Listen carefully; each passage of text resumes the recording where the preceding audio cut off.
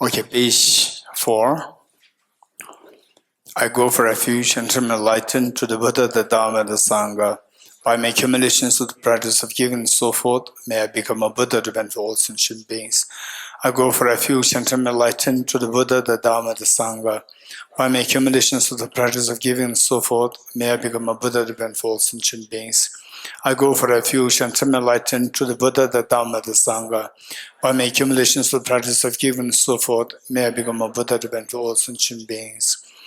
Sanje Juda Zoge Jonam Noi Chanju Bhardo Dani Gyapso Che Tage Jinso Gebe Sonam Ge Tola Penjir Sanje Drupare Cho Sanje Juda Zoge Jonam Noi Chanju Bhardo Dani Gyapso Che Tage Jinso Gebe Sonam Ge Tola Penjir Sanje Drupare Cho Sanje Juda Zoge Chonam No Chanju Bardo Dani Gyapso Che Tage Jinso Gebe Sonam Ge Tola Benjir Sanje Drupare Sho Om Ye Dharma Hetu Tum Te Sham Dathagato Desham Jayo Nirodha Evam Vati Mahashramana Yesva Om Ye Dharma Hetu Prabhavam Hetum Tesham Dat Desham Chayo Nirodha Evam Vati Mahashramana Yesva Om Ye Dharma Hetu Prabhavam Hetum Tesham Dathagato Hyavat Desham Chayo Nirodha Evam Vati Mahashramana Yesva. All phenomena arise from causes. The causes are cessation causes as well as taught by the great seer. Okay. Yesterday, what were we doing? Garab Dujala?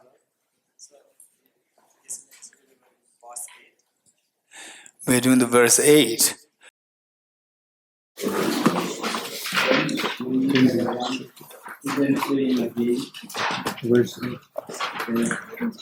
Okay, children's game.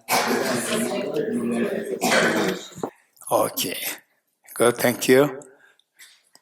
Okay, so today what we do is that yesterday we were supposed to be doing the 3 principal aspects of the path. Page 3 principal aspects of the path. Page, you remember? 78. Okay, so I'm going to quickly. Yesterday I was supposed to be explaining this. Let us turn to page 78, the 3 principal aspects of the path.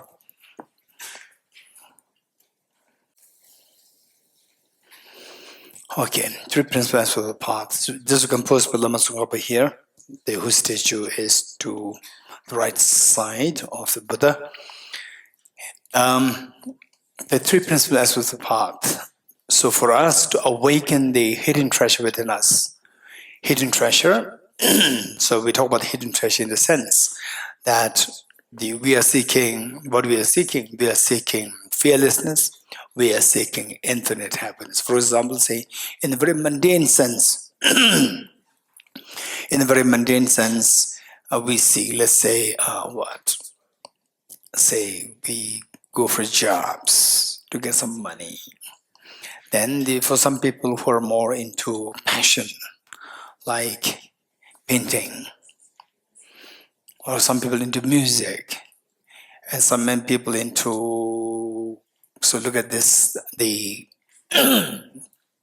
hall is amazingly beautiful. I was just looking at each of them, and usually my mind goes after things and then I feel heavy. So here I look at it, every piece, small pieces, they make my mind lift up. So beautiful. It's amazing, meticulous. So people with passion. And why? For example, okay, let us, today, if I, at the, for example, Chandala here, raise your hand. Chandala, she loves the painting and she has incredible great skills. Tell me, by painting, what do you get? Why are you doing engaged in painting? Mike.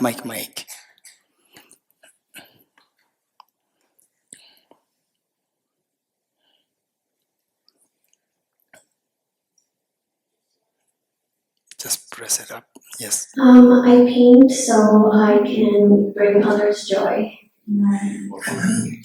Why do you want others to be joyful? Why? What is it if you get, if others get joy? It makes me satisfied. It makes me happy. You're getting it? And there's another brilliant painter. Let me introduce this girl, Jigmet there. Okay, quick, somebody, young boy, young girl. Okay. Yes, Jimela. Tell me, why are you so fond of painting? Why? It makes me satisfied, first of all. It brings me joy. It brings me joy.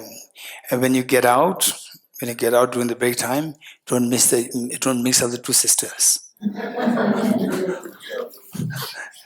Right? Okay, they look so alike. I make it confused. If the only one comes, I think that it was the other. Okay, so it gives joy. You're getting it? It gives joy. And then say some people go into business. Business. For what? You get more money. So what is that? I feel joy. I get joy. And some people, they go for, let's say, what are the things? Sports. You're in sports? Yes, sports. Why? They put a lot of effort. They put restriction, their food. At the end of the day, it gives joy.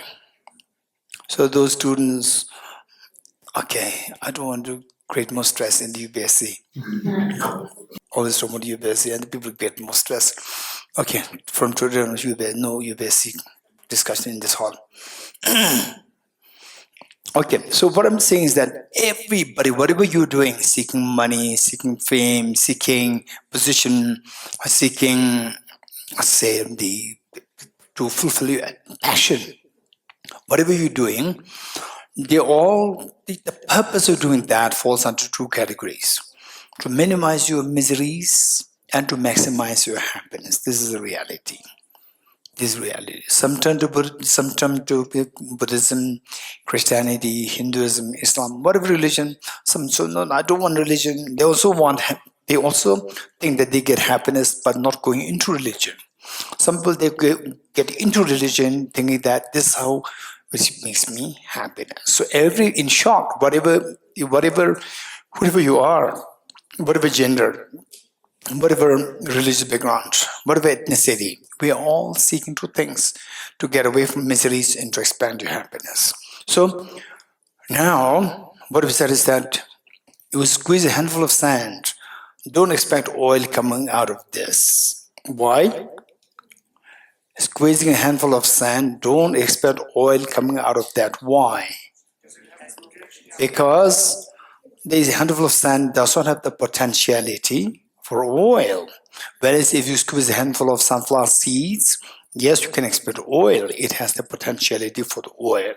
Next, if you seek fearlessness to get away from miseries, if you seek infinite happiness, do you have the potential to attain these two states? This is a question. If you don't have it, all what we're doing is just waste of your time and it's extra torture for us. Whereas the reality is that we do have this potential. That potential, if awakened fully, you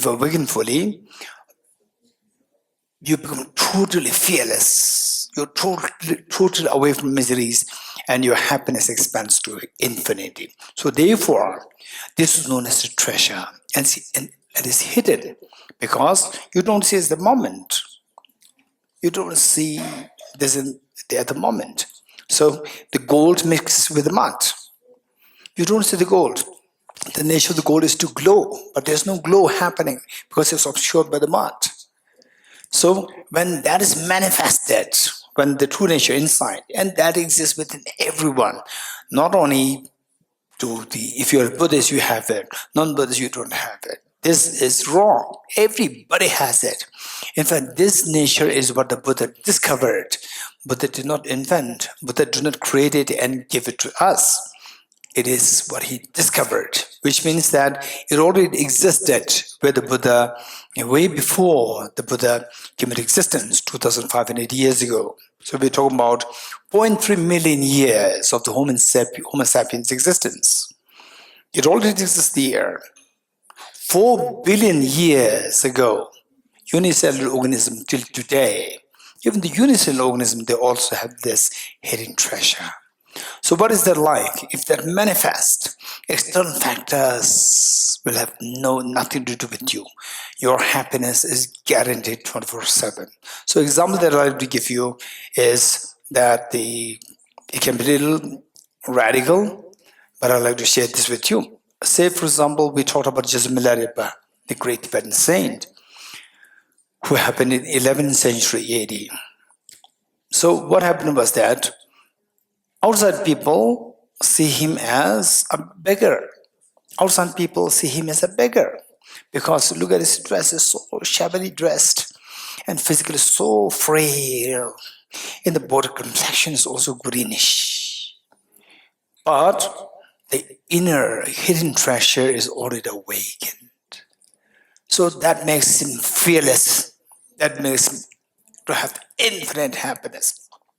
What happens? I'd like to just share the anecdote that once, that was the time after his having attained enlightenment. But physically, he looked the same thing. Very beggarly figure, very shabby, very frail, and even the complexion is greenish because always consuming nettle, no proper food, just the nettle, green nettles. So even the body has turned greenish. But inside, the hidden treasure manifested fully. So look at this. Look at this. How the degree of the confidence, the degree of the joy, the ease that he has. He was just passing by, and from distance he could see three or four young girls. And of course, young girls with the same at the peak of their physical youth, and then they were in the good dress, and just Miller. But let's say this is the pathway, and he's seeing these young girls. So what he did was that he blocked the road. He blocked the way, only way. He blocked it by lying down, physically lying down. For us, we will not lie down on the dirt road, but he lie down, just cut the road that the girls cannot go beyond this point. And he lie down and pretended like his fallen asleep, close eyes. And the girls came, and the girls went very close to him, and the girls, they were covering their nose. Why? This man must be stinking. So they covered their nose. And they prayed, oh, what a pity to this man. May we never take birth like this man in the future. May we never take our birth like this man. And then, Geshe Milarepa, the saint, what he did, he opened his eyes and gave a smile. He said, young girls, you don't have to pray. Even if you pray that you become one like me, you will not become. Don't worry that you will become like me. Even if you pray, please may we become one like him, you will not become. You don't have to pray. Don't worry you will take birth like me. Don't worry, it will not happen. Right? So these girls seeing the confidence and the ease and the sense of freedom these girls felt, they thought that this must be the great saint Milarepa, who they had been hearing all these many years. Are you teachers Milarepa? He said, people called me with this name. Then he started to give teachings. All these girls became his students. Okay, so what I'm saying, this is where when your hidden treasure, when it manifests, you become extremely confident, fearless, and the ease expands to infinity. And superficially, people may see you different. Who are those people who see you different, so weak and so forth? Those people whose Buddha nature is not manifested. Those whose hidden treasures manifested, they see you just by your demeanor. They can see that, oh, this is an evolved person. You're getting it? This is somebody whose Buddha nature is awakened. Okay. So this is where we need to say, finally, all our efforts, those people who put effort to look for outside things to awaken your potential. And there are another class of people who look for inwardly to look for the hidden treasure. So those people who look for outside, these are the people who look for the lost key, who lost a key at home and looking at under the street light. Wise, unwise. These people are unwise. So we look for money, fame, power, and so forth outside all the time. These are unwise. But it doesn't mean that okay, you go out to look for your sustenance. Oh, you're unwise. No. His Holiness the Dalai Lama says that we are the combination of the body and the mind. It's a psychophysical complex. You are a psychophysical complex. So because of the body, we require external facilities. Because of mind, we require internal facilities. So we require both. It doesn't mean that we have to give up everything. Okay, no power, no money, no car, no house. No, this is one extreme. So what we should do, make sure that your physical body is well taken care of. You have say for example, you have a house, or if you have decent food, if you have a good car, keep it. What's wrong? There's nothing wrong in it. There's nothing wrong. It's so good. But whatever you do, make sure that whatever you have, don't think that this is everything of your life. And these things are tools. These are not these are not the goals. Your goal is to feel the fearlessness and the infinite happiness. Tools are required. Tools are very precious. Meanwhile, there's another set of tool to give you the ease and get away from the miseries, short term. Tools to get away from miseries and to get the ease, long term. So the money, power, resources, fame, and so forth, these are the tools to give you the immediate, the freedom from the miseries and to expand your ease. But the long run, you have to go inward. Don't go under the street light. Go to your room and check for the lost key. So we need to do both things. External, take care of the external factors. Internal, take care of the internal factors.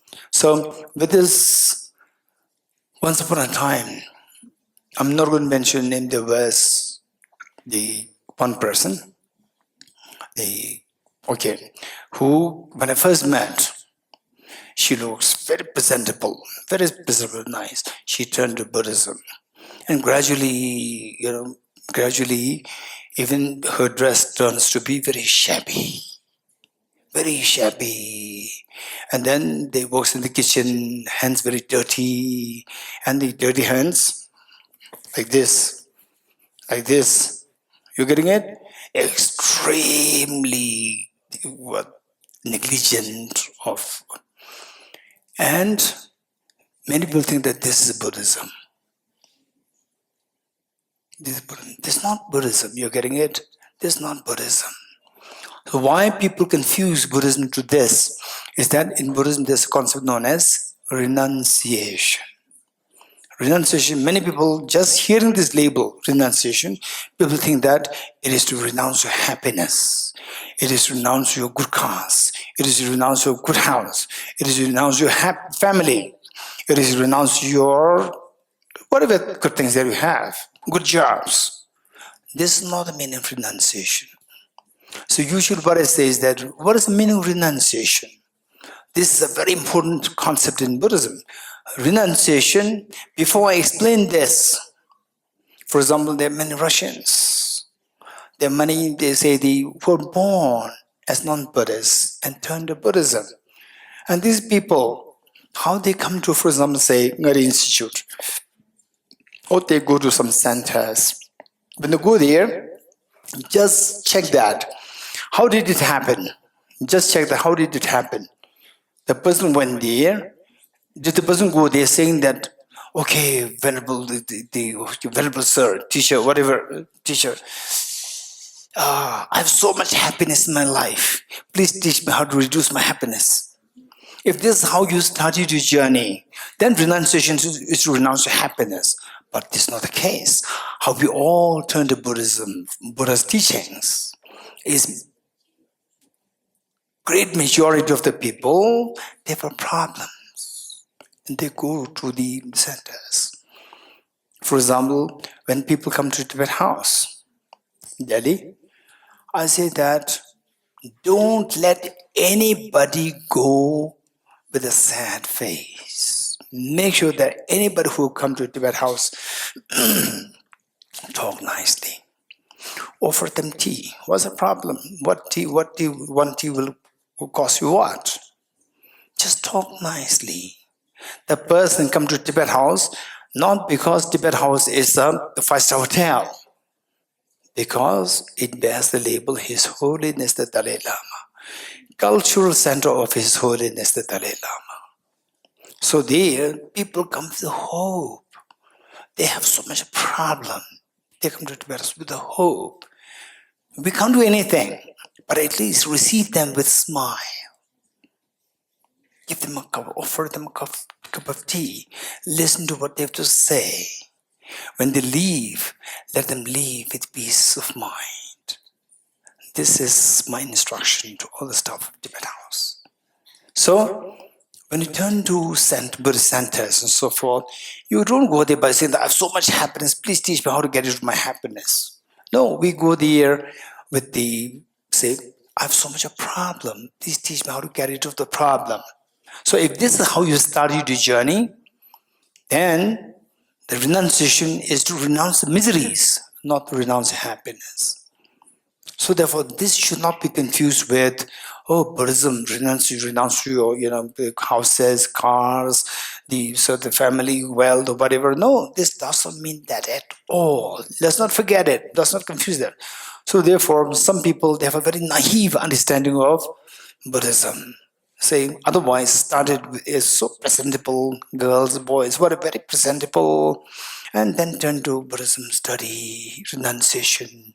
First is renunciation. Oh, so to renounce this, and then turn to put on the shabby dress, remove the nice dress, shabby dress.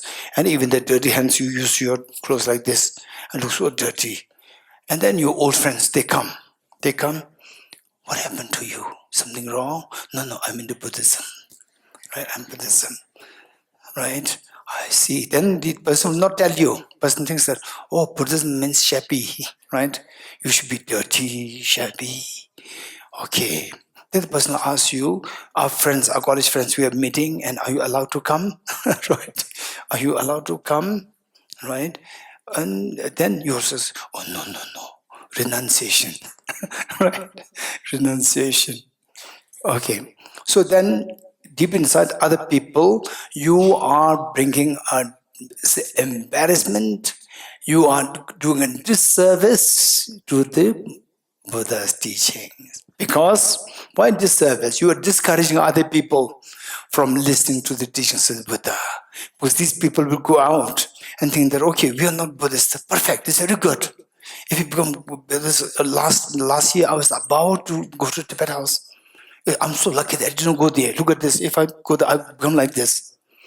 Today I will turn into my clothes to become, kitchen what? What do you call it? Huh?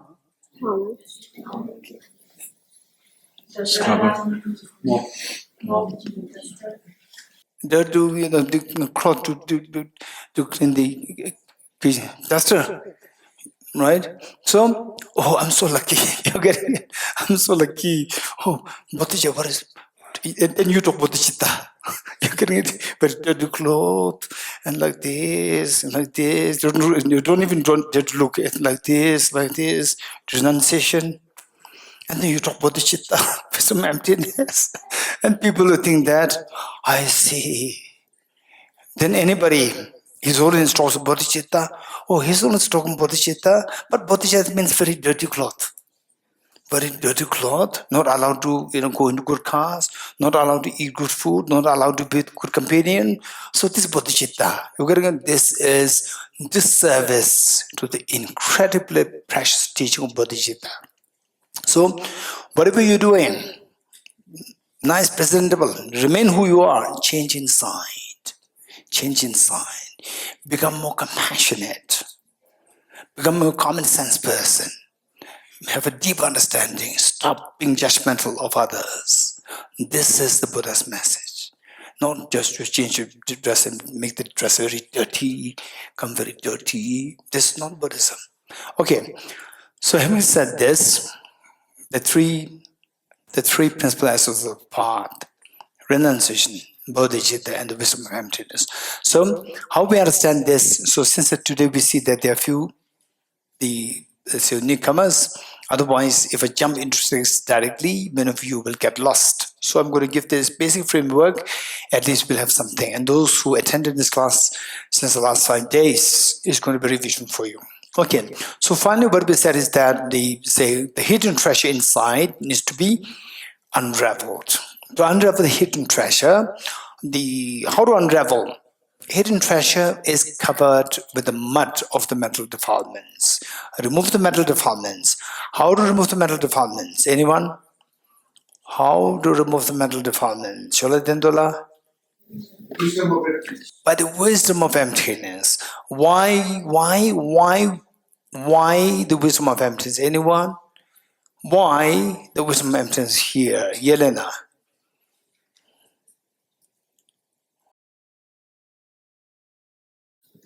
Мудрость постижения пустоты устраняет завесы омрачения и завесы всеведения. Another mic? Here, another mic? Another mic? There should be 2 mics. Okay, yes. Wisdom of emptiness removes cognitive and affective obscurations. Very good. Okay, so do you agree with me what Helena said? I'm going to, Helena both are correct. So what let me paraphrase what Helena said, that wisdom of emptiness is required to remove to awaken this seed of perfection within us, or the seed of the hidden treasure within us. Because what remedy do you apply? It is determined by what the nature of the mental defilements. If the dirt is just ordinary mud, ordinary plain water, you can do. If the dirt is, okay, by the way, Jigmila, what painting do you use? Oil painting? Watercolor. Watercolor, ordinary water will wash away. Okay. Oil painting? Not much other than watercolor I use acrylic. No. So if it is oil painting, then the ordinary water will wash away, or what do you require to remove this painting? You need oil, linseed oil. Oil to remove the paint? Yes. Okay. So, what do you call it? Linseed oil. Yes. What do you call it? Linseed oil. Linseed oil. Okay. So this new thing I'm learning. Thank you. Okay. So, say if it is ordinary mud or ordinary painting, watercolor, then with the plain water, it will wash away. it will make it clean. But if it's an oil painting, you would require the lasted oil as a remedy to overcome this, the oil color. Otherwise, it will not go away. So what remedy should be applied depends on the nature of the defilement. So we have to check the nature of our defilement to know what remedies to apply. And the nature of the defilement, we discovered that it is all the mental defilements connected. The Buddha taught, Ye dharma hetu prabhava. Hetum desham tathagato hyavat. All these problems are rooted to the ignorance. This is what the Buddha identified. Because all the problems, all the mental defilements are rooted to ignorance. The remedy should be the opposite of ignorance. What is the opposite of ignorance? Wisdom. So, therefore, the wisdom is required to overcome the mental defilements. So, therefore, of the three principal parts, first is the wisdom. Particularly the wisdom of emptiness. Number one. Now, this wisdom is like we we need to cut a very poisonous tree, a very strong poisonous tree. For this, we require a very sharp axe, which is like the wisdom. We require sharp axe. The sharp axe, you keep it there. The sharp axe per se will not cut the tree on its own. It requires somebody to pick it up and chop the tree. So therefore, that person, if the person does not have enthusiasm at all, then even though the axe is so sharp, it cannot be used it is useless. So there should be somebody with a very strong willpower and enthusiasm. So this is a metaphor for us, the need to have the maximum enthusiasm. What is the maximum enthusiasm? Bodhicitta, the desire to achieve the highest state for the benefit of all sentient beings. This is the motive number 2 of the three principal aspects of part number 2. Now this bodhicitta is about the others. I want to benefit all sentient beings, but to benefit others, the others are suffering. I need to help them. To know what they're suffering, you have to know your own suffering. You're getting it? So if you don't know your own suffering, you cannot empathize with others. So there's one anecdote. You have to remember this anecdote so that this concept will become very clear to us. Once there was a husband and a wife. There's a husband and wife. And one day the wife was crying because she has a headache, toothache. Wife was crying out of toothache. And the husband said, "Hey, why are you crying?" Usually it happens after 2-3 years, not in the first year. 2-3 years. "Hey, why are you crying?" Right? And the girl said that, "I have a toothache." "What is toothache?" "Tooth is just a piece of bone. Bone doesn't have pain." You getting it? And the girl cannot say anything. She's crying. After a few months, the man had a toothache. The husband had a toothache. And the husband was crying. And the lady said, "Hey, why are you crying?"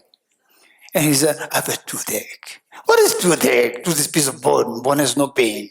He said that male tooth and female tooth are different. You're getting it? Okay. So why this man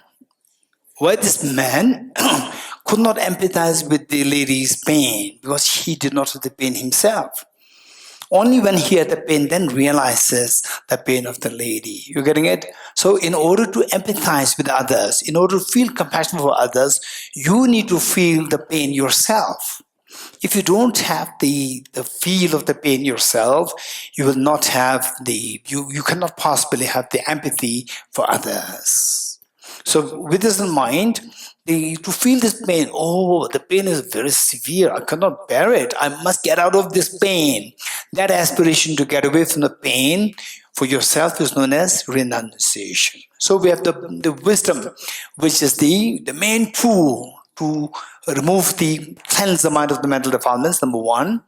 And the motivation required to use this tool to cleanse the mind of the mental defilements is bodhicitta. And to feel the bodhicitta, you must have the experience of the renunciation first. So these three are known as the three principal aspects of the path.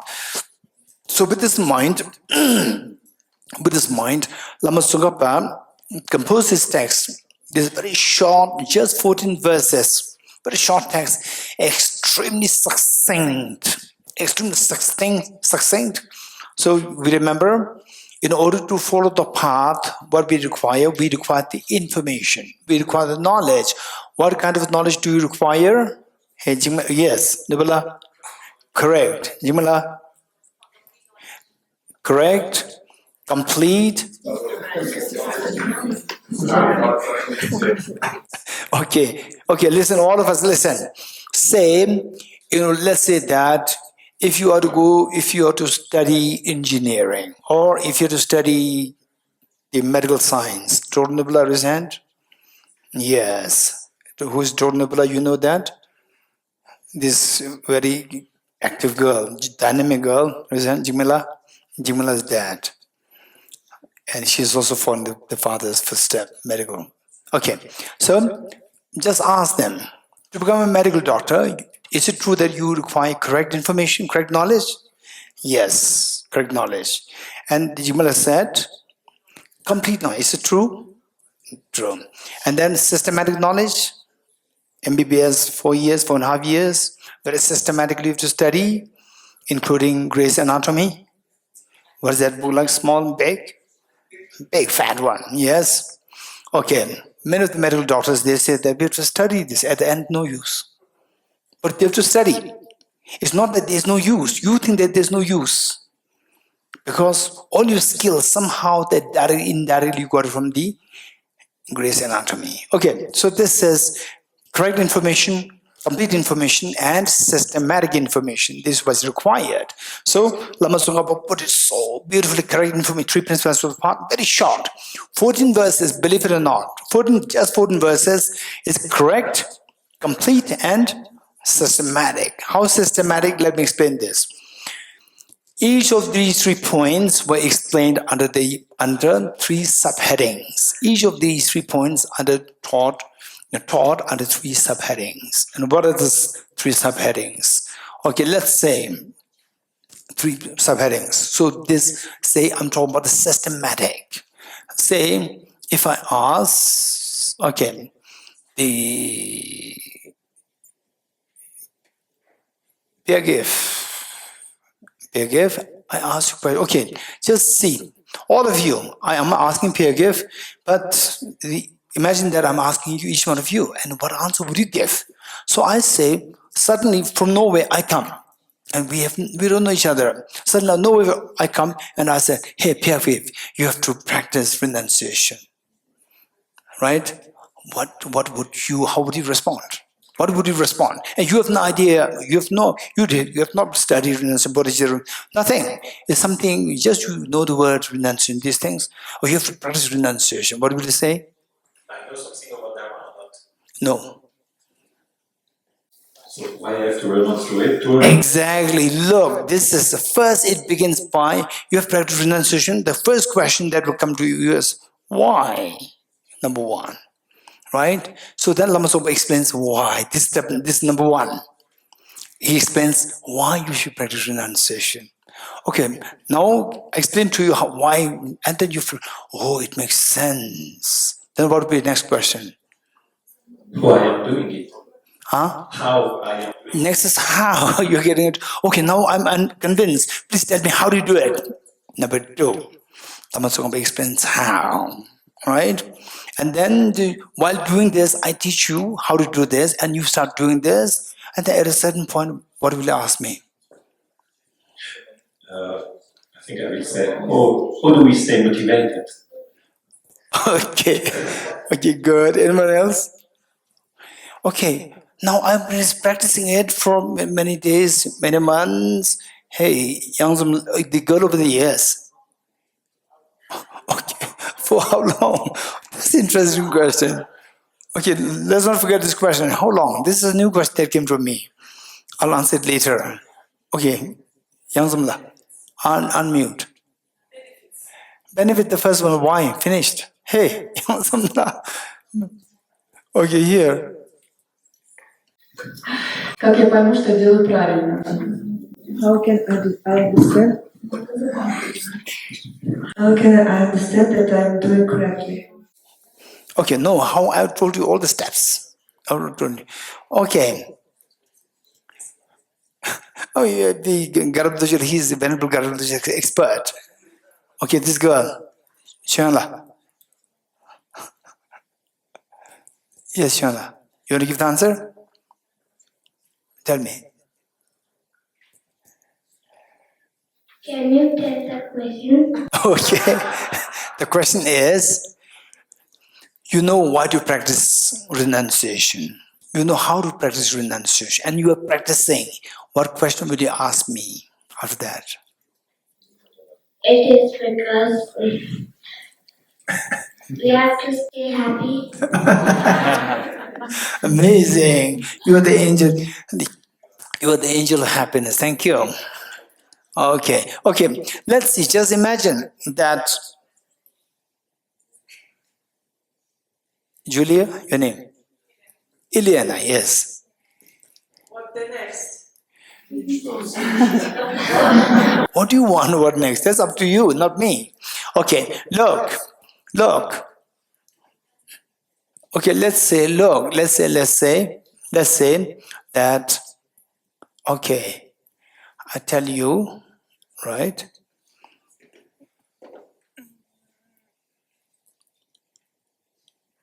I tell you that you read this book and say,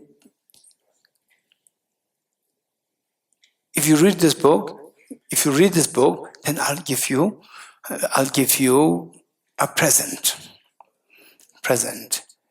And you start reading it, right? You start reading it. And in the middle you say, I'm ready. No, still there's more to go. And you finish it, still, over again. Over again. What question will you ask me? What, why? When what? Yes. Okay, Nidya, say it again. When will the results come? Yes. So this is it. So I practice renunciation. How will I know that I get the result? I get the renunciation. How will I know? The measure of having generated renunciation. You getting it? Number one. What is number one? Why should I practice renunciation? There is a benefit of practicing renunciation. Number two, how to practice it. Number three, the measure of having generated renunciation. Three things. Likewise for bodhicitta. Again, practice bodhicitta. Hey Raman. Okay, Raman. Somebody also practice bodhicitta. What would you say? And now same is now you got all the answers. Yes, Raman. Practice bodhicitta. And you have no idea about the renunciation bodhicitta, nothing. So practice bodhicitta. What is your question?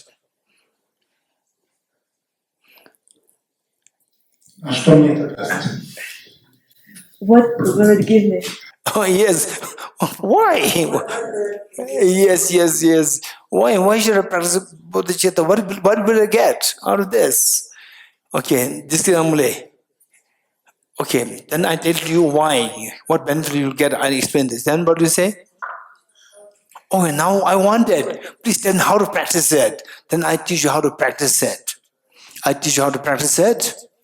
Then, okay, Norianla. Okay, Norianla. So, then you know how to practice. You practice, then what do you ask me? When will I get the result? When will I get the result? What is the measure of having generated bodhicitta? You getting it? Having generated bodhicitta. Wonderful. So tell me, for the wisdom of emptiness, what are the 3 points? One, why to practice bodhicitta? Number two, why to practice wisdom of emptiness? Number two, how to practice wisdom of emptiness? Number three, what is the measure of having generated the wisdom of emptiness? 3 things. So, 3 principal aspects, each explained under 3 headings. You are getting this one thing that you need to know. Next is that, say some of the points they're very easy. For example, once you know what is the measure of having generated renunciation, then you can apply this to bodhicitta the same. There's not much difference. There's not much difference. For example, say you are learning a very simple language. You're learning a very simple language, and how do you know that I've gained command over the language? If you can speak this language very fluently, then you have gained the command. So if you did, then you can apply this to, for example, like very sophisticated language like Sanskrit or German language. I learned that German is very complicated language. So how do you know that I've gained expertise in German language? So when you're able to speak very fluently, where the native speakers, they will really appreciate it. This is the measure of you having gained expertise in German language. You're getting it? So this you can apply very easily. So with this mind, we are going to read these three principles as the path, and generally speaking, some of the points Lama Tsongkhapa dedicated like 4 verses, 5 verses. Otherwise, in most cases, is either 1 verse or 2 verses. Okay, ready? We will read this together. While we read this, just try as much to contemplate on meanings. It is so precious. The 3 principal aspects of the path, Lamzo Namsum by Lama Tsongkhapa. I bow down to the Venerable Lamas. As well as I'm able, I'll explain the essence of all the teachings of the Buddha, the path praised by the conqueror's children, the entrance for those who desire liberation. Listen with a clear mind, you fortunate ones who are not attached to the joys of secular existence. Strive to make good use of leisure and opportunity, and direct your minds to the path that pleases the Buddhas. Without renunciation, now look, why renunciation? Why? Without renunciation, an end to attraction for the pleasures of secular existence is unattainable. The craving for existence also binds beings. Thus, from the outset, seek renunciation. Number 2, how? Reverse attraction to this life, but reflect on how leisure and opportunity are difficult to find, and how life is ephemeral and without span. Reverse attraction to future lives by repeatedly thinking of the infallibility of karmas and its effects and the miseries of samsara. Contemplate, measure. Number 3, measure. Contemplating thus, when for an instant you do not admire the splendors of secular existence and remain intent on liberation day and night, renunciation is born in you then. Next, bodhicitta. Why bodhicitta? Number 6. Renunciation, if not tempered by the pure mind of bodhicitta, however, will not bring forth the perfect bliss of unsurpassed enlightenment. Therefore, the wise ones generate the excellent mind of bodhicitta. Next is how. How to generate bodhicitta? Swept up in the current of the 4 powerful rivers, tied by strong bonds of karma, so hard to undo, caught in the iron net of the self-grasping, completely enveloped by the darkness of ignorance. Born and reborn in boundless secular existence, ceaselessly tormented by the 3 miseries, thinking of your mothers in this condition, generate the supreme mind of bodhicitta. Now, what is the why, how, and the measure. Measure, you have to take it from renunciation. So when this desire, the measure, renunciation says days and night. If you desire to be liberated from samsara, that is the measure of having renunciation. Now apply this to bodhicitta. Days and night, if you wish to attain Buddhahood for the benefit of sentient beings, this is the measure of having generated bodhicitta. This is very implicit. You have to apply from what you got at the time of the renunciation. Okay, number 9 is the why for the wisdom of emptiness. Point 1 of why for the wisdom of emptiness. Although you train in renunciation at the mind of bodhicitta, without wisdom that realizes ultimate reality, you cannot cut the root of secular existence. Therefore, strive to understand dependent arising. One who sees, now, how? Why is done. Next is how. How to get the wisdom of emptiness. One who sees the infallible cause and effect of all phenomena in samsara and nirvana and destroys all focuses of apprehension has entered the path which pleases the Buddhas. Appearances are infallible, dependent on arising. Emptiness is understanding that is free of assertions. As long as these two are seen as distinct, you have not yet realized the intent of Buddhas. When these two, okay, this is the measure of having generated the wisdom of emptiness, 12. When these two realizations are concurrent, where the mere sight of infallible dependent origination concurrently destroys all modes of grasping through definite discernment, at that time the analysis of the profound view is perfected.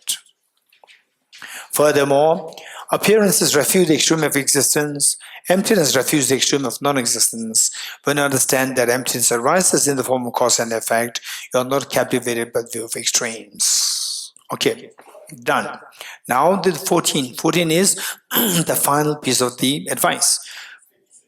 This text was composed by Lama Tsongkhapa at the request of his student Sagopa Mangawat, who was separated by distance in Tibet. It was the east side, and Lama Tsongkhapa was in the eastern, in the central Tibet. And the student, a very devoted student, when somebody was going to Tibet in those days, 14th century AD, no facilities for cars, and so forth. So there, and when somebody was going to central Tibet, he sent a message to Lama Tsongkhapa, the student, Sagopa Mangawat, requesting him to give the teachings. So Lama Tsongkhapa said, "Oh my child," referring to his student, "once you have thus realized the points of the three principal paths, seek solitude and cultivate strong determination and quickly reach the final aspired goal." So seek solitude. Seek solitude doesn't mean that you go to the Himalayas or you go to, you go to separate years, go away from your home. This is not a connotation. The meaning is that seek solitude in terms of physically, don't go to places where the mind is disturbed, where the mind gets disturbed into attachment, anger, jealousy, competition. Stay away from these places. So physically stay away from these places where otherwise your mind will be very disturbed, and mentally don't be engrossed into unnecessary thoughts. In fact, instead, focus your mind on these three principal paths. Seek solitude, cultivate strong determination, and quickly to reach the final aspired goal. What is the final aspired goal? Full awakening. What is the final aspired goal? Buddhahood. What is the final aspired goal? Anyone? Enlightenment. Enlightenment. Anyone else? Infinite happiness. Anyone? Fearlessness. No more learning. Yes. Anyone else? Fearlessness, infinite happiness. Anyone? Yelena? Абсолютное пробуждение во благо всех существ. Absolute enlightenment for the benefit of all sentient. Absolute for the benefit of all sentient beings. Lady there, your name? Sabine, yes, Sabine. Mike. Free of attachment. Free of attachment, very good. Okay. Chinzomla.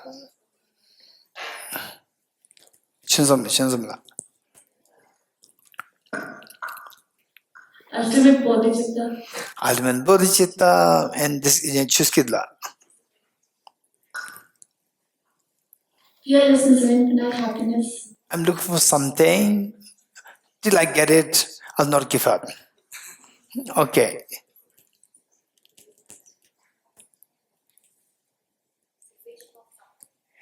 Cessation of suffering, Shugila. It's the infinite happiness. Infinite happiness, Didana. It's the Full awakening. Anyone else? Okay, the Abhinash. Okay, yes. Kandela. Nirvana or escaping cycle of existence. Nirvana or Escaping cycle of existence. escaping cycle existence. Abhinash, same. Abhinash. Okay, I'm looking for something. All the answers that you gave, they're correct, but still, I'm looking for something. The thing is, maybe she's very good. Anyone else here? Постижение особой мудрости махаянских ариев которые постигают мудрость напрямую.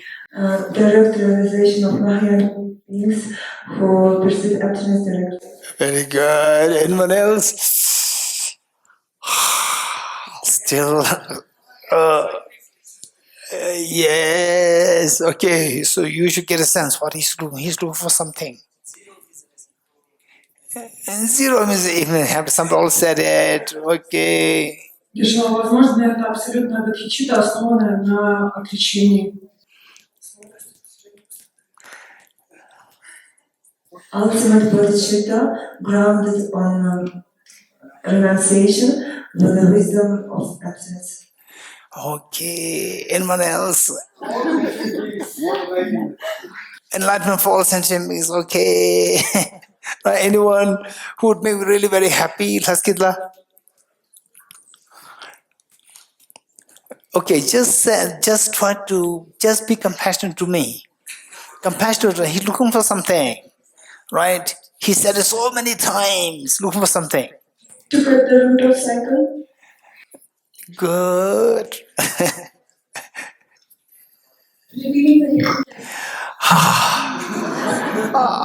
Wonderful. Absolutely. Thank you.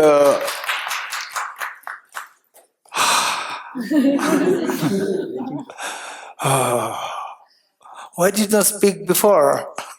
Why did you torture me? Okay, amazing. All what he said is correct. So why I'm looking for something is because just to check how much you have been following the series of classes. You getting it? Or he began with the hidden treasure.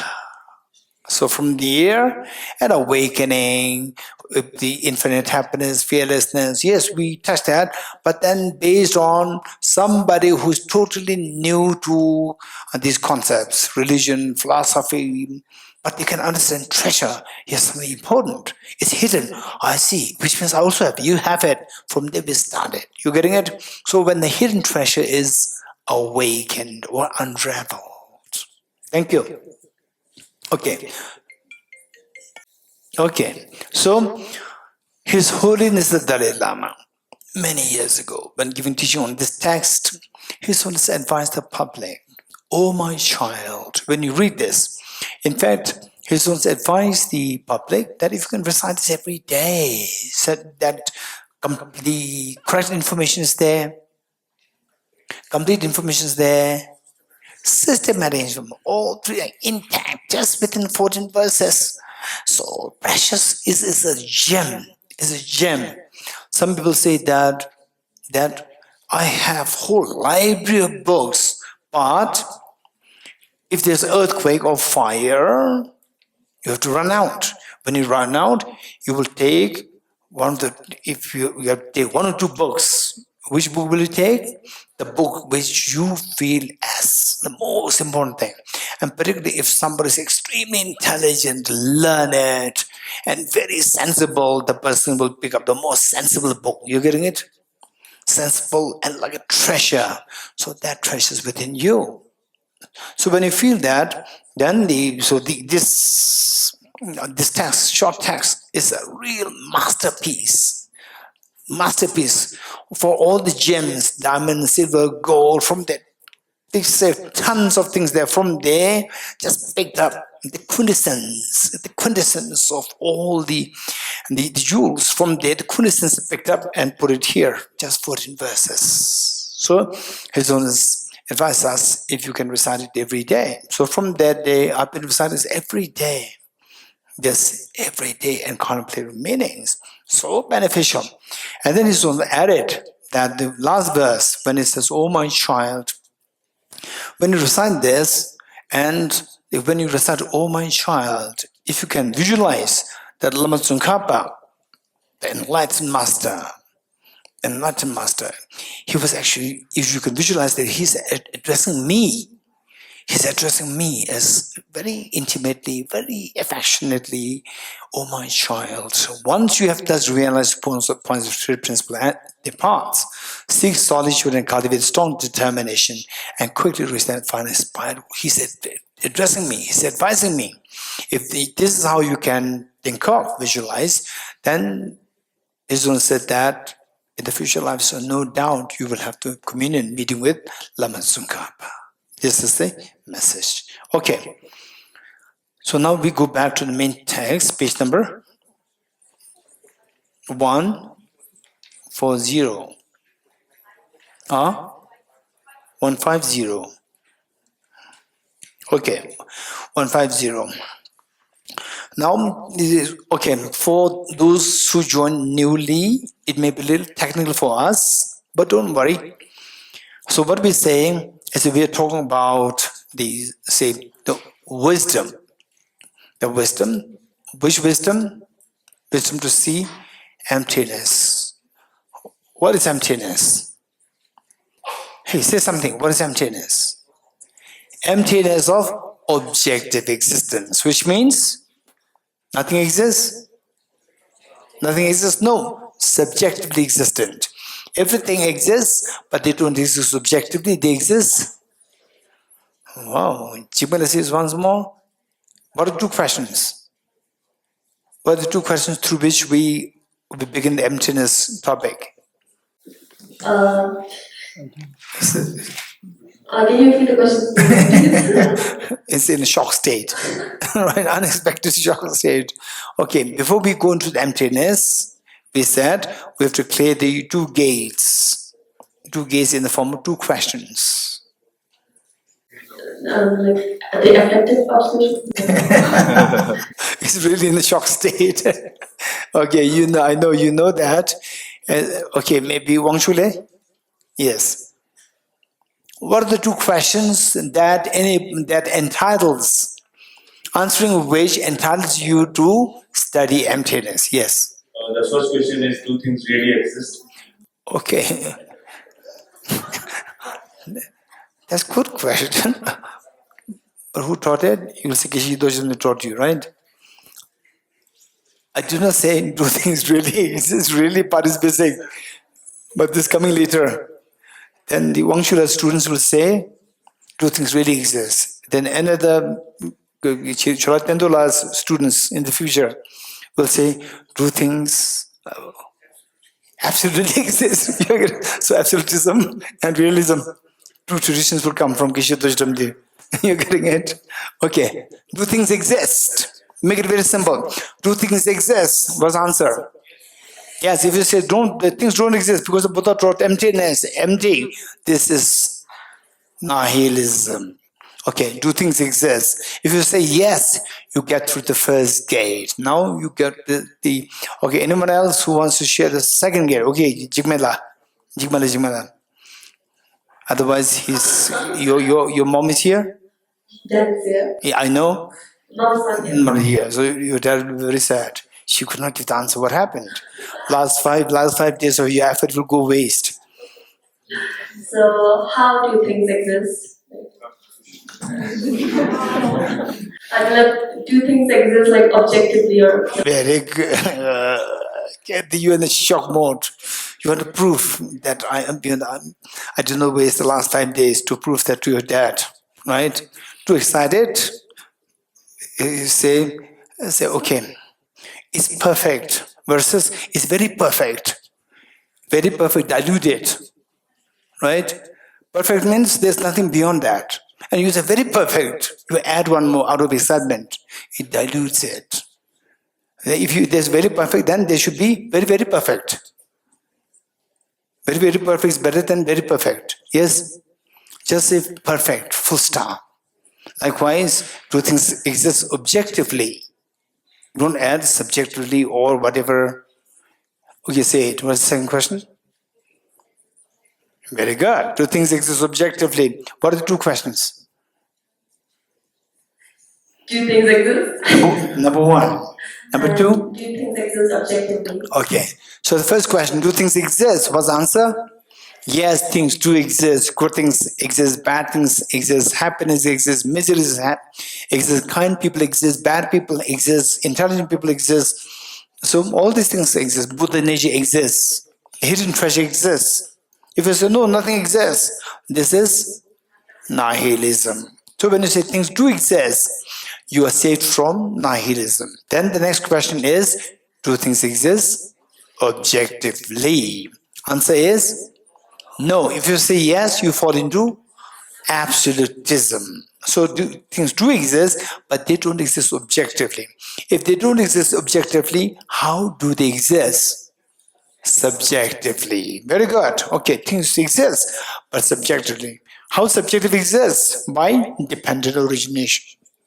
Dependent origination. So the difference between emptiness and nihilism is, say, emptiness concept where dependent origination operates. This is emptiness. Where dependent origination is not applicable, this is nihilism. This is difference. You're getting it? Okay. So with this in mind, what we are saying is that to understand how things are empty of objective existence, this is not very easy. This is not easy because that we suffer from the chronic disease of believing in things as objective. This is a chronic disease. Chronic disease is not easy to be eradicated.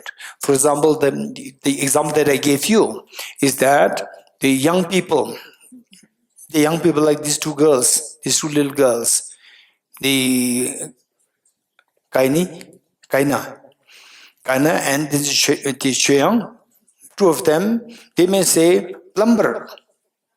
I may say plumber. And then Tashila comes and says, hey, Chuyang, Kaina, this is not plumber, it's plumber. They'll fix it very quickly. Whereas, that's, okay, I'm sorry, I don't know this. Gishila is plumber, it's not plumber. Again, the next I will repeat it. I'll repeat the same mistake, plumber, because I'm used to this for so long. This is known as being habituated in a bad thing for a long time is known as chronic. So we suffer from the chronic disease. We suffer from the chronic disease of believing in things as objectively real. So therefore, it is so difficult to get away from this. It's for this reason that the Buddha remained silent, not giving teachings for 49 days. Now, at the request of Indra and Brahma, the Buddha did start to teach. But how Buddha taught? The Buddha taught in a stepwise way. So therefore, Buddha taught in a stepwise way. So what are the different steps taught? 5 levels. What are the 5 levels? Anyone? What are the 5 levels of selflessness? What are the 5 levels of emptiness? Chola Dendola. Mike. Chola Dendola here.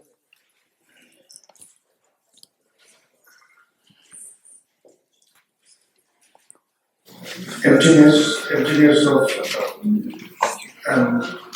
Permanent and unitary. Okay.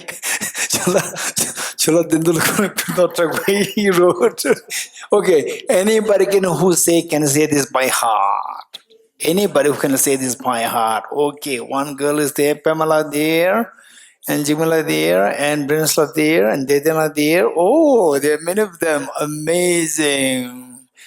Except for one boy, the rest are girls. Okay, first Pamela. Emptiness of permanent unitary independent self, emptiness of substantial reality, autonomous substantial reality, emptiness of external reality, emptiness of true existence while not rejecting the objective existence, emptiness of objective / intrinsic / inherent and / self-categorized existence. Wow, very good. Okay, Who next? Okay. Okay, Jimila. The book away. Emptiness of permanent, unitary, independent self. Emptiness of autonomous, subjective, autonomous, substantial reality. Emptiness of externality. Emptiness of true existence while not rejecting objective existence. Emptiness of objective / inherent / intrinsic / self-characterized existence. Okay, I see you're a little nervous today.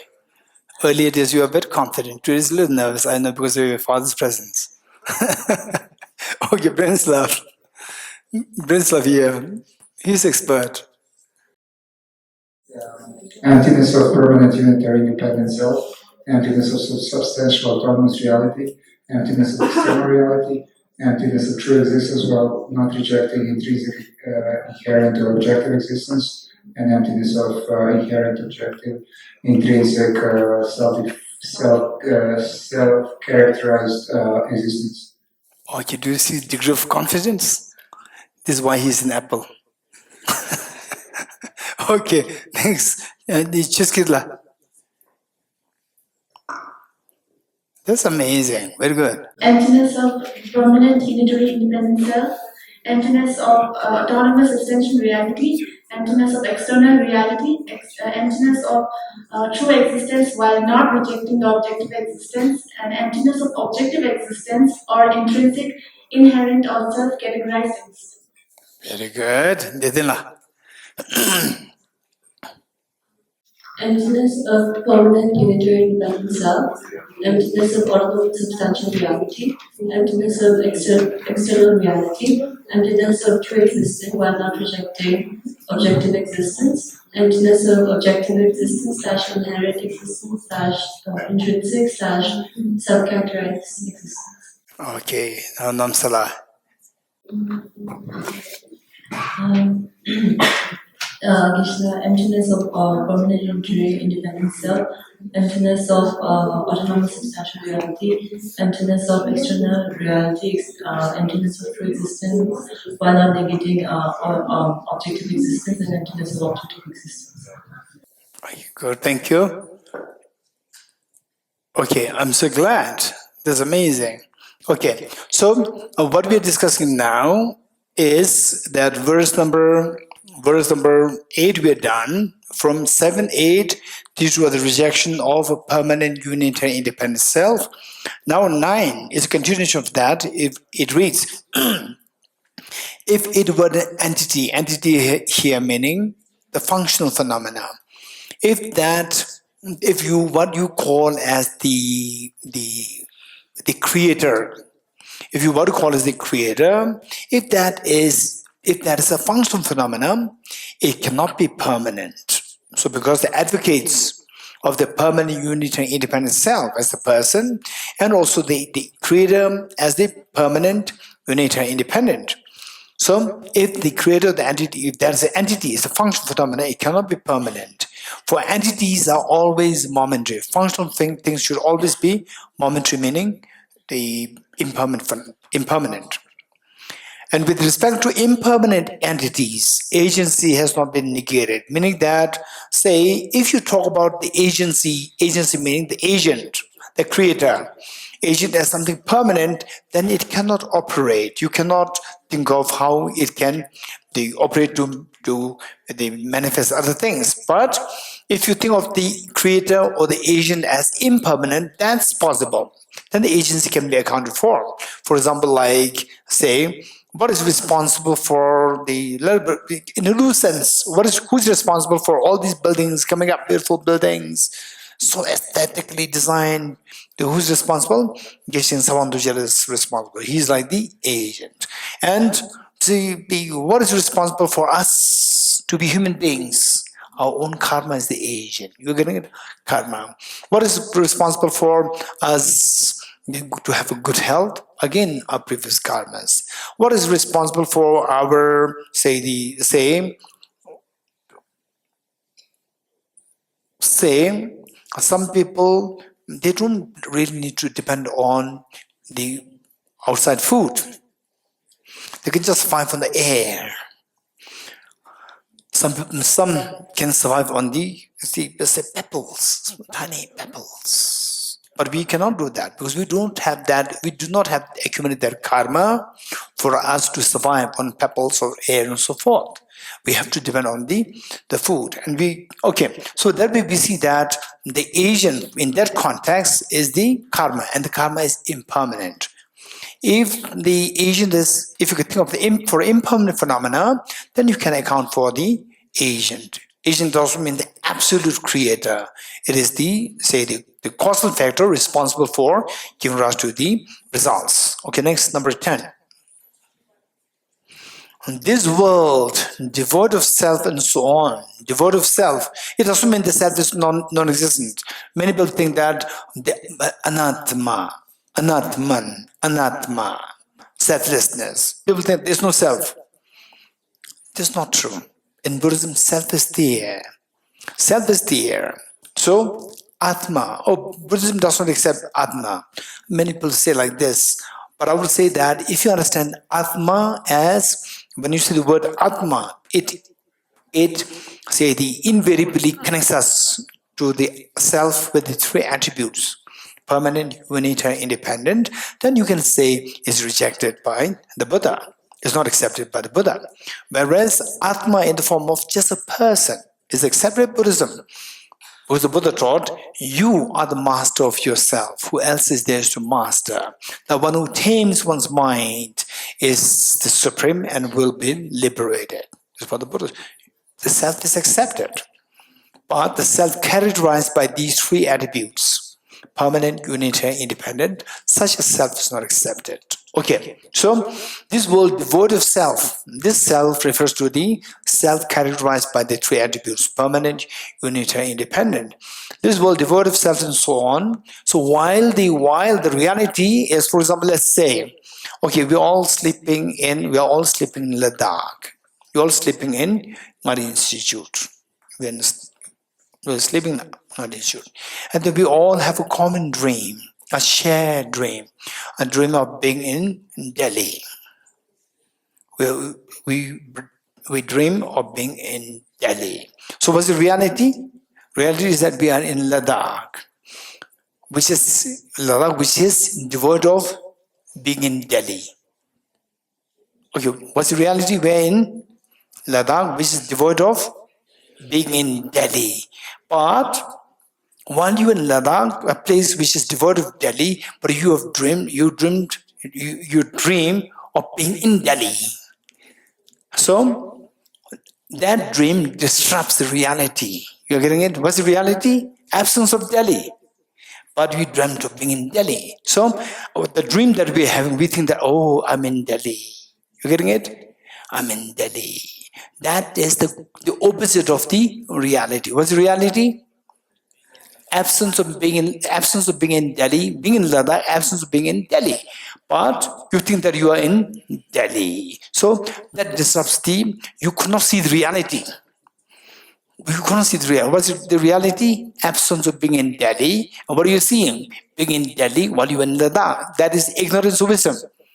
That's the ignorance. So ignorance clouds our wisdom.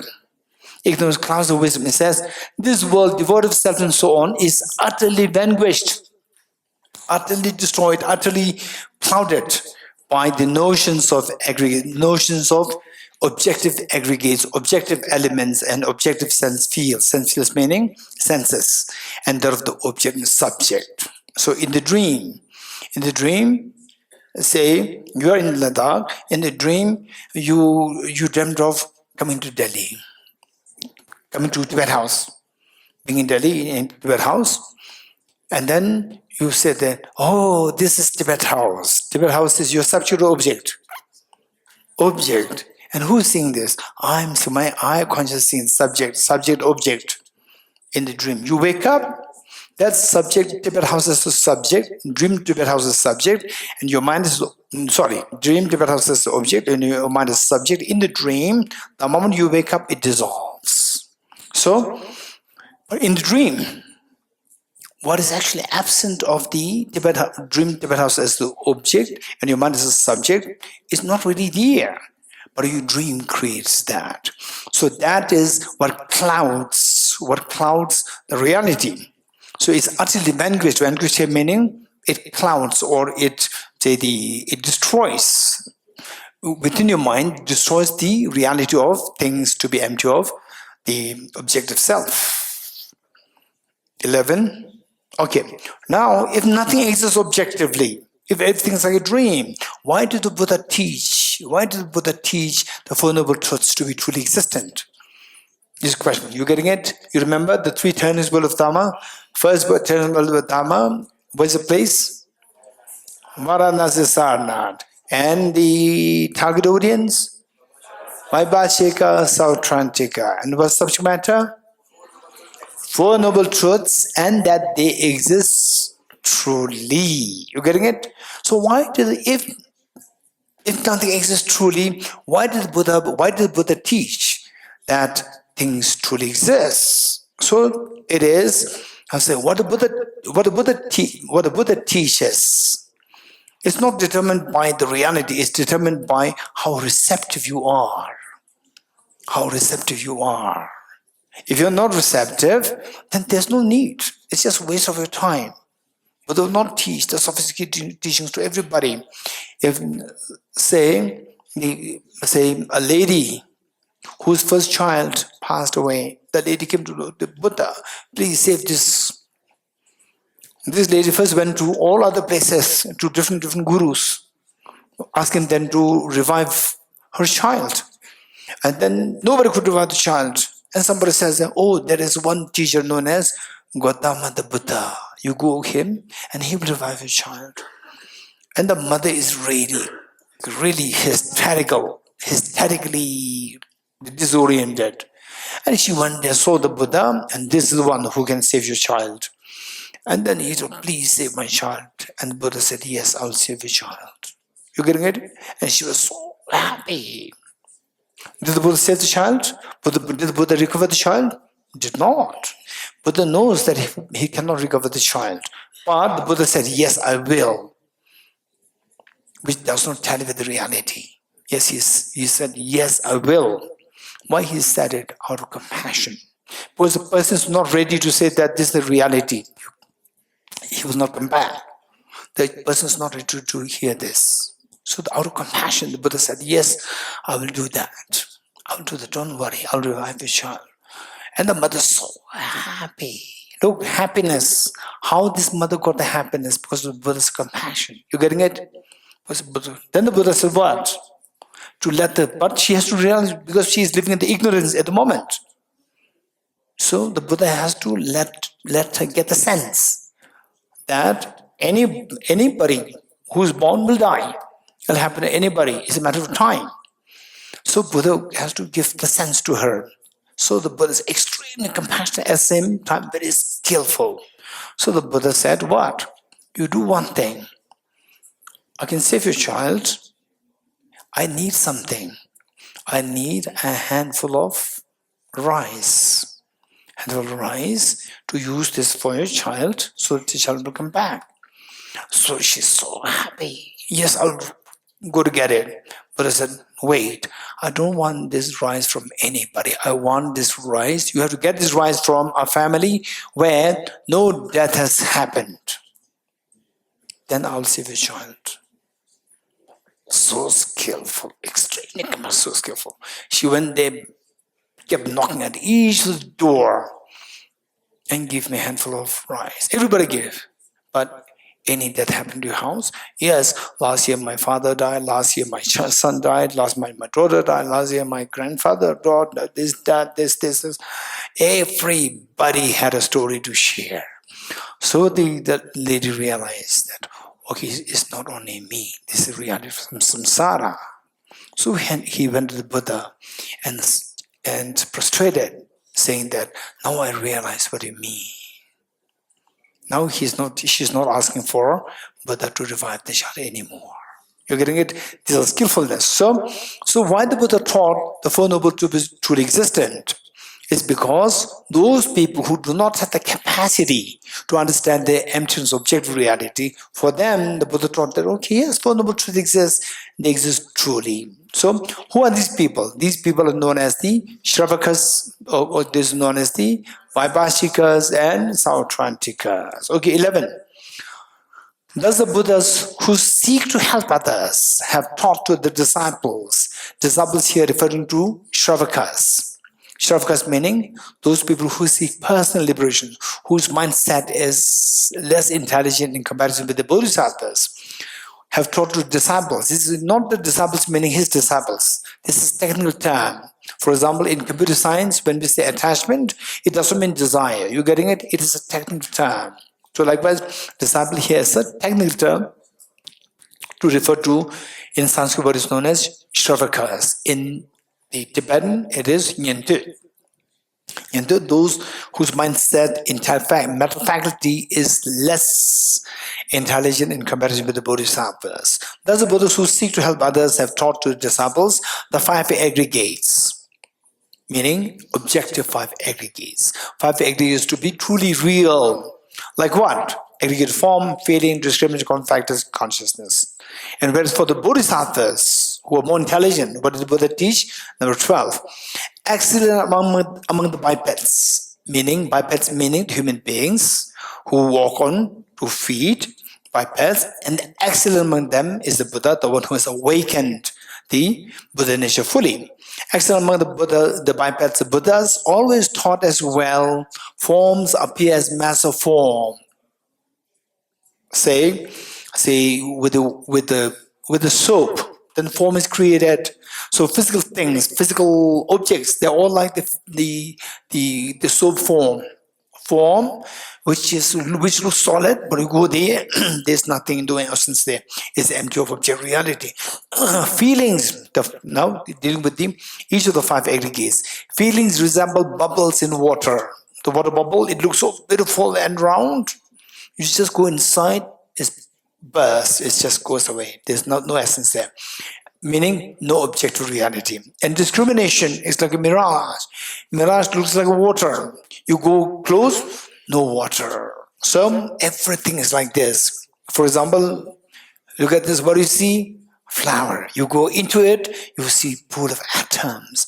Where's the flower? Which you earlier see as the flower. Where is it? Now you're seeing pool of atoms. Where is it? It's not there. It's like illusion. It's like, okay, let's do a quick exercise here. Okay, let's see. How many of you are 30 and below? 30 or below? Raise hands. 30 or below. Okay. So those people who are 30, raising the hands, they are very proud, you know. They're very proud. Oh, he's asking us. We are the younger category. So those who do not raise their hand, they're a little sad. He's disclosing our age. You're getting it? Who looks like 20? Now, as I raise hands, those who are below 30, you don't raise your hands, right? He's disclosing my age. Now people discover that I'm not 20. I'm plus 30 plus. Okay. Okay, I'll not ask those people who are 30 plus. Don't worry. Now, why those people who are 30 below felt happy when I asked you to raise hand, and why those who are 30 plus felt little unhappy? Why? Anyone raise hand? Why? Why? Give me a reason. Anyone? Quick. To save time, it's time for group discussion. Yes.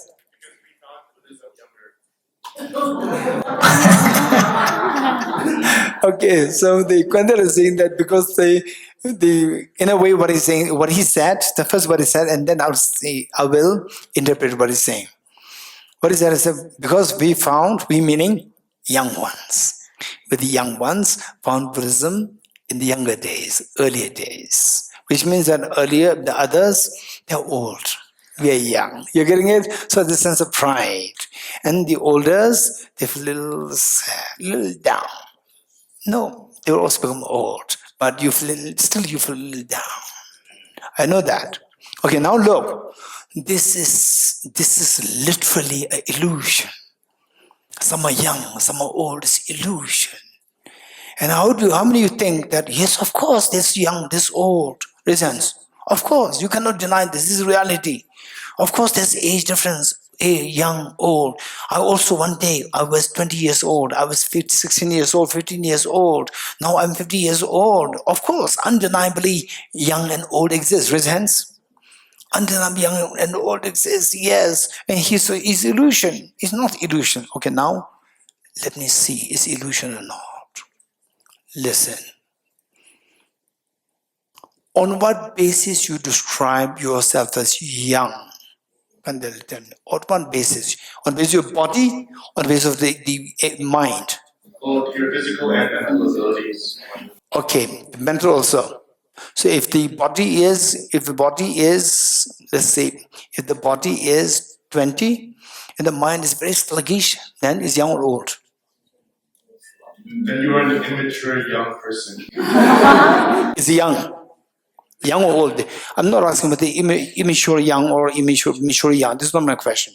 Young or old? Good body and bad mind. This is not my question. My question is young or old? It is young. Good. This is my question. Be to the point. You're getting it? It's young. Which means young, old is determined by the body or the mind? Tell me. Body. You're getting it? Body. Okay, listen. Don't raise hands. Because if you raise hands, you are not listening to me. Listen, this is very important. If you don't listen to me, you will miss the point. Okay. Age is determined by your body. You are getting it? And the body is nothing but made of atoms. Yes? For finally, what your body is just atoms. If you agree, raise hands. And all the atoms are same age.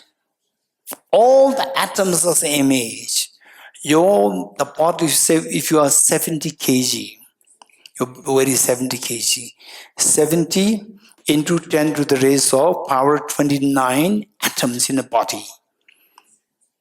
They're all same age. Somebody else's atoms, your atoms, they're all same age. They're all 15 billion years old. You're getting, no one atom is younger, no one atom is older.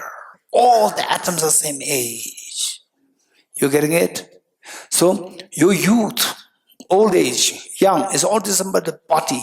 Body is nothing but the atoms. The atoms are the same age. What makes you think that you are old or young? Think about it. This is a big question. Then you realize this is truly like an illusion.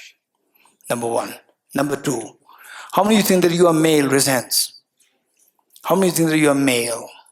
How many think you are non-male? Good. So, you make a distinction between males and non-males, females and non-females. You make this distinction. You getting it? Okay. And how many seriously think that this distinction is there? Males and non-female, males and non-male, females and non-females. This distinction is there. Truly, this distinction there. Raise hands. Right? Say, males are interested in non-males. Non-males are interested in males. What is that? Non-males, what is that? Non-males are interested in males. Females are interested in non-females. Non-females are interested in females. You getting it? This is reality. This is reality. Now, this is also like illusion. And because of this, there's so much emotional stirs happening. Emotional stirs happening. Extremely painful. Emotional stirs happening because of this gender distinction. Based on that, emotional stirs, disturbance can come, can disrupt everything in your life. You can lose your career because of that. And if it actually, this is like pure illusion. How is that? What is gender? Do you agree with me? Basically speaking, generally speaking, there can be specific issues or specific instances. But generally speaking, gender is nothing but the body. Yes? And the body is nothing but the atoms. On the atomic level, there's no one atom to say this is a female atom or this is a male atom. All are identical. Agree? Think of this. Gender distinction will dissolve. This unnecessary complications, emotional complications will all stop. You will get the freedom. It's amazing. You see, oh, this is a man, oh, this is a girl. It's all just illusion. It's just full of atoms. No atom is a female atom. No atom is a male atom. There's no. If at all you want to say male, female, electrons are female, and the atoms are the protons are seen as males, and the neutrons are neutral. You getting it? And you have both, all three. If at all you want to say on that basis, you are male, female, everything. But you see this distinction there. This distinction is the illusion that our mind creates.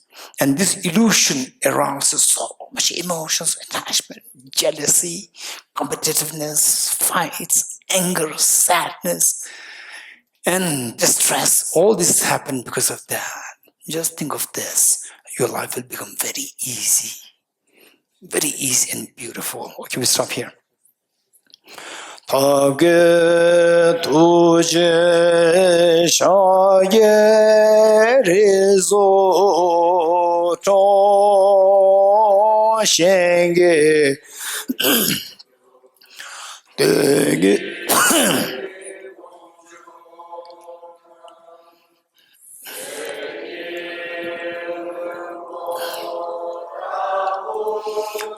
jebe ko shaye gebo kela chase lo o mone mone mahamona yeswa Om Mone Mone Mahamona Yeswa Om Mone Mone Mona Yeswa Om Mone Mone Mahamona Yeswa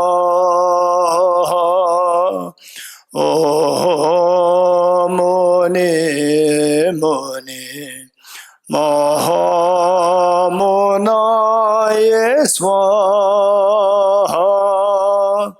Om Mone Mone Mahamona